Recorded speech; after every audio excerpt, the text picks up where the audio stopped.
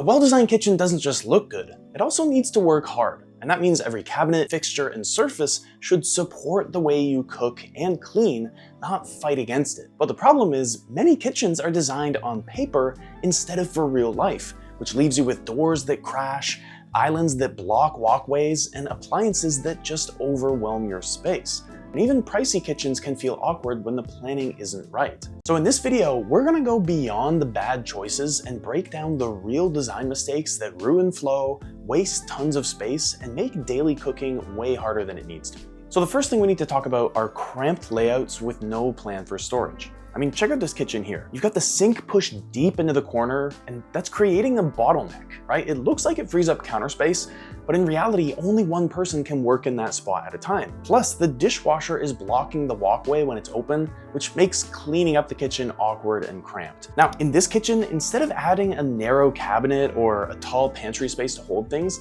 the wall is left with this small open shelf and 2 trash bins. And so it's pretty much just a dead zone, a wasted stretch of wall that could have been functional storage, but ends up doing pretty much nothing for this kitchen. And then in this kitchen, with the windows taking up most of the wall space, there's very little upper cabinetry. So appliances and even pantry items just sit on the counters and even on top of the fridge. Plus, it's a little hard to see this, but the fridge is sticking out beyond the countertops and projecting itself into the walkway, which just kind of tightens the circulation in this kitchen and makes it even tighter than it needs to be. So if you're planning a remodel of your kitchen, then focus on maximizing storage vertically and efficiently using every wall. You want to extend cabinets up to the ceiling, add a tall pantry wherever possible, and use blind corner or pull-out systems to capture hard-to-reach areas. And even shallow cabinets or shelving can make a huge difference when you design them intentionally. Or if you're working with your current kitchen layout, then here's what you want to do. Clear your counters by adding organizers inside drawers, installing floating shelves above windows or between your cabinets, and using slim rolling carts to fill the narrow gaps beside the fridge or stove. The goal is to reclaim every underutilized piece of real estate without making your kitchen feel tighter. And actually, the fridge we just saw is a perfect segue into number 2, which is bad appliance placement and sizing. And specifically, I'm talking about things like when appliances, cabinets, and any other sort of fixture are installed without accounting for how doors open or how much space is needed to actually use them. Because these small miscalculations can result in constant frustration, damaged surfaces, and a layout that just doesn't work in real life. And there are so many examples of this out there that I could show you 1,000, but let's just look at a few interesting ones. Here in this first photo, the fridge door is slamming into a louvered closet door, which blocks full access to the inside shelves. Even a few extra inches of clearance could have made this completely avoidable. So I don't know if this was just a home reno or if this actually came with the house when it was purchased, but either way, this is a terrible design that's going to make your life in the kitchen so much more frustrating. And how about this? Here, the oven door is scraping against the fridge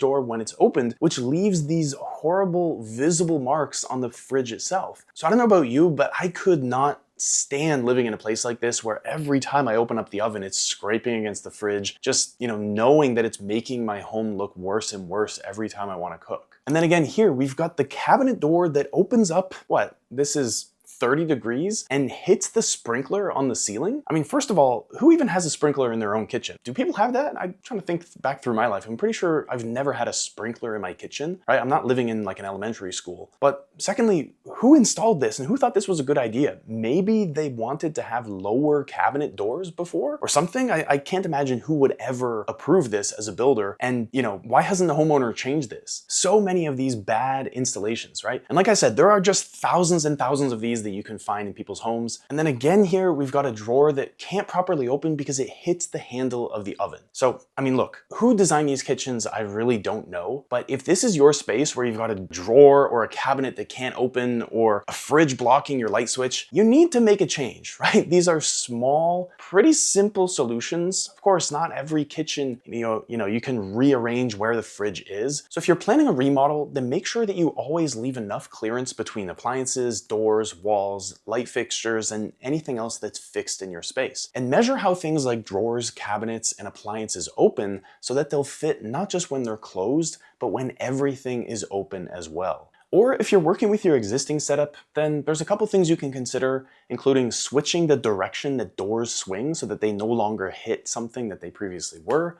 or replacing oversized appliances with something smaller that actually fits into your space. Okay, now number 3 is kind of related to number 2, but I still think it's distinct, and that's trying to cram everything into a tiny space. I mean, this isn't just about small kitchens, it's about forcing full-sized appliances and fixtures into a space that can't support them. And so when every inch is packed, nothing functions properly, and you end up with a kitchen that's not just uncomfortable, but it's borderline unusable. Okay, now, I have to warn you, some of the images that I found here are completely ridiculous. Just like this first one where the stove is completely blocking the fridge door, which basically just prevents the fridge from being able to open at all. You can't access the drawers or the shelves inside the fridge, and so it just makes it frustrating and completely inefficient if this thing is going to open at all. And again, I don't know what's with people and their ovens, but here the oven is completely blocking the sink, which forces you to lean awkwardly or just wash dishes kind of sideways. And so the sink is technically there, but you just can't properly use it. Now here, I mean, come on, right? And there's barely enough room to stand in front of the sink. And now this one might look a little more familiar to you. You know, it might have looked like the kitchen in your first rental apartment, for example, but it's visibly overwhelmed by these oversized appliances, right? Full fridge, oven, microwave, and dishwasher all crammed into this tight space with zero clearance between them. So it looks like a full kitchen, but you can't really fully open or use anything. And so it's just not gonna give you that feeling that you actually want from a kitchen, which is a space that you want to spend time. And so all these setups are breaking a fundamental rule of kitchen design, which is that just because something fits doesn't mean it works. And so if you can't open doors, move around comfortably, or stand at the sink without contorting your body, then it's just not functional. If you're remodeling and you've got a tiny kitchen space, you want to downsize your appliances, skip built-ins that you don't need, and stick to a compact, linear layout with proper spacing between the zones. And if you've already got a tight setup, but you're just making a couple changes, then you want to remove or relocate the bulky units, switch to under-counter or 2-in-1 appliances, and consider more vertical storage or fold-out surfaces to make the kitchen more usable. Okay, now mistake number 4 is poor layout or workflow issues.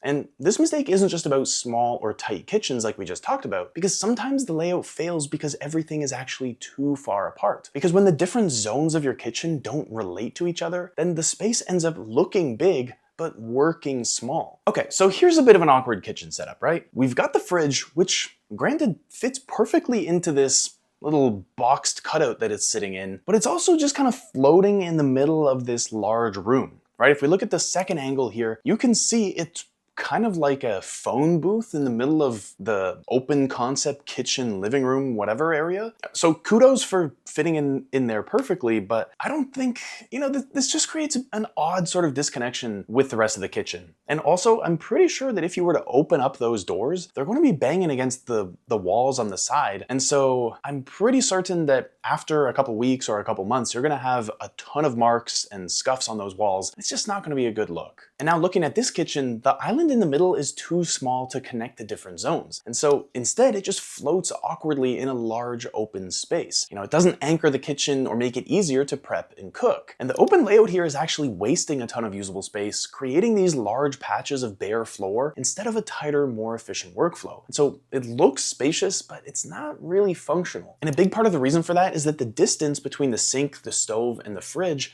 break the work triangle and force you to take extra steps for every task, which is tiring and really inefficient. And so I applaud them for having some kind of a plan here because they're clearly going to be doing something with this space. That's why they have the blue tape on the floor. But at least the way it's set up now, it's just really not a very well-designed kitchen. And you can make quite a few improvements that will just make the flow of preparing and cooking food so much easier. And so if you're planning a remodel in a large kitchen like this, then you want to bring the zones closer together. So create visual and physical flow between the major work areas and use a larger island or just a peninsula to anchor the space. But if you've got a large kitchen like this and you want to work with what you have, then you can add a movable island or extra counter space near the fridge to bridge any gaps. Or you can also use rugs, lighting, or low shelving to define zones and make the space feel more cohesive. Now, kitchen design mistake number 5 is allowing obstructions that break the flow of your kitchen, right? Because sometimes it's not the layout or the size of your appliance that is ruining your kitchen, it's the permanent structural elements like pillars or columns columns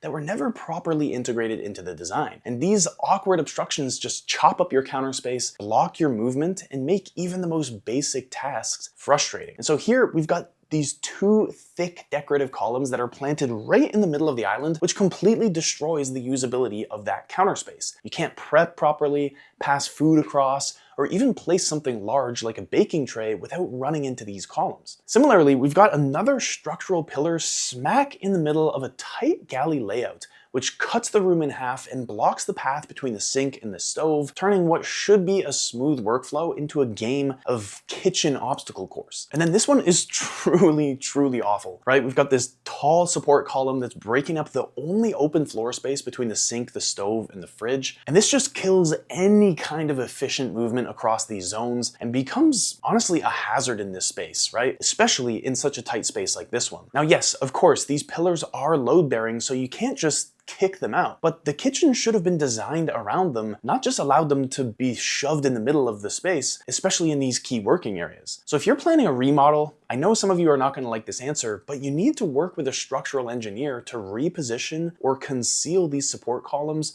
within cabinetry or along walls instead of allowing them to be in the middle of your kitchen space. But if you've already got one of these support columns in your kitchen and you're wondering how you can work around it, then you can build a custom island or a shelving unit around it, or use something like lighting to make it blend into the rest of the space. You know, it is possible to build a kitchen that still looks good with these columns in place, but definitely don't do it like you've seen in these images here. Okay, now mistake number 6, and I kind of can't believe that I even have to say this, but it's a mismatch between the stove and the range hood. This section is all about one thing: when your stove or cooktop doesn't align properly with the range hood or with the oven below, and how that tiny looking detail throws off the entire kitchen. Interestingly, the cooktop is diagonal in a corner, but the range hood isn't. And so you've got this real mismatch between the two. And so first of all, it means that the ventilation isn't going to do its job properly. But secondly, the whole setup just looks clumsy and miscalculated. And then here, this one is just confusing to look at. The oven is in its place, but then the cooktop is kind of, I don't know, 30% askew. And that creates this visual imbalance that gives you this deep feeling that something's off, even if you can't immediately pinpoint it when you're in that space. And practically speaking, it's also pretty annoying to use because you don't know where to center your pot or pan because your inner calibration is completely off. And then here, the cooktop and range hood should be perfectly aligned, but again, they're not, right? The range hood is too far to the left, which leaves the cooktop awkwardly off center. And so this doesn't just look messy, but it also defeats the function of proper ventilation. Obviously, if you're planning a new kitchen, then always center the cooktop directly beneath the range hood and align it with the oven if they're stacked. Double check your measurements before installing anything to avoid last minute shifting or any kind of uneven spacing. And if you're one of these kitchen owners or working with a similar setup, then you should talk to a contractor to recenter the hood or swap out any mismatched appliances. Because even moving the hood a few inches can restore balance and improve ventilation in your space, which is a double win. Okay, so as this list goes on, we're getting into even more interesting choices here because mistake number 7 here is carpeted kitchen floors. This has got to be one of the most impractical flooring choices you can make in a kitchen because, I mean, I honestly don't even know who would have thought this was a good idea. So first, let's talk about carpet tile. You might think carpet tiles are durable. In a high spill zone like the kitchen, they trap stains and smells almost instantly. So oils, sauces, and crumbs are getting locked into the seams in that carpet, which makes the flooring choice both unsanitary and very difficult to maintain. Because let's be honest, a full carpeted floor in a kitchen is a cleaning nightmare. Because unlike tile or vinyl, you can't just wipe the spills away. The liquids sink into the fibers, the bacteria builds up, and no amount of vacuuming can make it truly sanitary. I know you might have a ShamWow in your closet from 10 years ago that you bought on television. Even that, believe it or not, Vince, is not going to clean the sort of stains and smells that get into those carpets. And I truly can't stress enough that putting carpet directly under the sink in the cooking zone is just the worst possible placement you can ever think of, right? Every splash of water and oil turns into a long-term stain and even raises your risk of mold and mildew in any damp corners. And so we don't even need to talk about remodels or whatever here. If you want to avoid this, and trust me, you want to avoid this, then just use materials that are made for kitchens, right? Porcelain tile, waterproof laminate, or sealed natural stone. And if you want something a little softer, then you can opt for a washable kitchen rug or a runner that you can remove and clean easily, but never put carpet in your kitchen. Okay, now mistake number 8 here, and this is a biggie, is using these harsh, outdated, Fluorescent ceiling light. They throw off a cold, clinical light that flattens everything in the room and instantly makes your kitchen feel dated. So check out these examples. You can see here that the light fixture is dominating the ceiling, but it offers no real ambience. The light is blindingly bright, but it still manages to cast these really harsh shadows, which makes prep work awkward, and the overall kitchen vibe feels more like a dentist's office than a welcoming cooking space. And if we look at this more zoomed out image, you can see how these lights age the entire kitchen. Even with the wooden cabinets and granite counter, the cool toned lighting flattens the depth and warmth of those materials. It makes the space feel dull and lifeless. Because remember, fluorescent lights are really hard to layer. You can't dim them, and when they clash with warmer accent lights or under cabinet LED strips, they make the whole lighting scheme feel disjointed and honestly just really cheap. So to avoid this, you want to opt for layered lighting. I know you've heard me say this 1,000 times, but you want to use a combination of warm recessed lights, pendants over the work zones, and under cabinet LED strips to evenly light your space while still creating depth and a particular kind of mood. So to achieve that, you can replace your harsh overhead fluorescent lights with flush mount LED panels or smaller directional lights. They're more energy efficient, they offer better color rendering, and they just give you more control over the atmosphere of your kitchen. So a good kitchen doesn't need to be big or expensive, but it does need to function properly. And that starts with intentional design, where every appliance, fixture, and layout choice supports how you actually live. And so from lighting that doesn't flatten the room to layouts that don't turn cooking into an obstacle course, fixing these common mistakes can completely transform how your kitchen feels